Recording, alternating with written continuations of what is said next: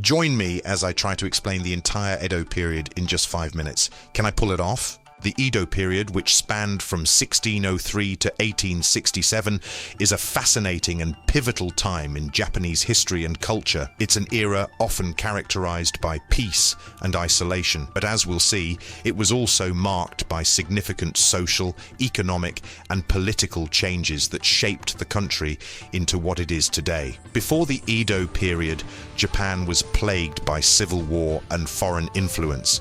The country was fragmented, with various daimyos or feudal lords vying for power.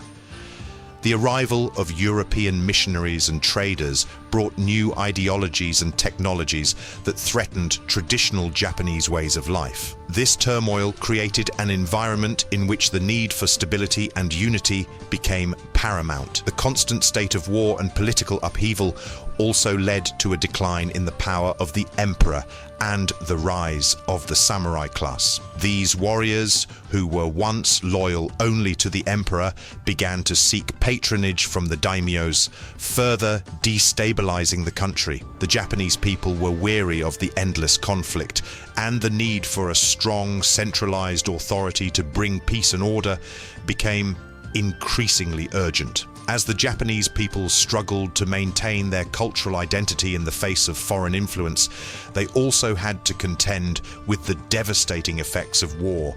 Cities were burned, crops were destroyed, and entire communities were displaced. The people of Japan longed for a time of peace, when they could rebuild their lives and focus on the arts, literature, and commerce. In response to these challenges, the Tokugawa shogunate eventually established control, marking the beginning of the Edo period. This new government was determined to create a stable society, free from the influences of foreign powers and the constant threat of war. The Tokugawa regime's success in achieving these goals would have a profound impact on Japanese history and culture. During the Edo period, a unique social hierarchy emerged, with the samurai at the top, followed by farmers, artisans, and merchants. The samurai, who had once been warriors, became the administrators of the country, responsible for maintaining law and order. They lived in urban centers, which became hubs of culture and commerce, while the farmers lived in rural areas, providing the food necessary to sustain the population. The merchant class, which was at the bottom of the social ladder, actually experienced significant growth and influence during this time. As trade and commerce flourished, merchants became wealthy and influential, sponsoring artists and financing public works projects. This led to the emergence of a vibrant urban culture characterized by the development of ukiyo-e woodblock prints, haiku poetry, and kabuki theater. At the heart of the Tokugawa regime's success was its ability to create a rigid but stable society. The government established a strict system of laws and regulations known as the Bakuhan system, which governed every aspect of life, from agriculture to education. This system allowed the Tokugawa regime to maintain control and ensure that Japan remained isolated from the rest of the world.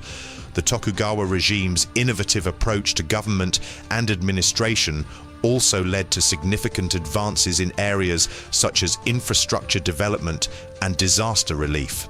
The construction of roads, bridges, and canals facilitated trade and commerce, while the government's response to natural disasters, such as earthquakes and fires, became more effective and efficient.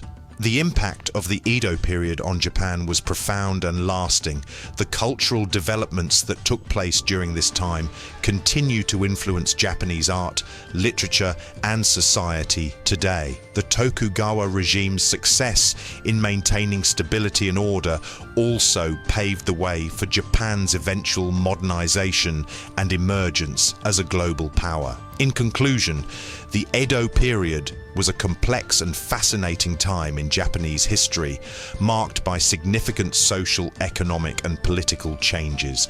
It was a time of peace and isolation, but also of great cultural achievement and development. I hope you've enjoyed this brief exploration of the Edo period. Thanks for watching, and please share your thoughts on the Edo period in the comments below. Again, thanks for watching. Be sure to subscribe for more.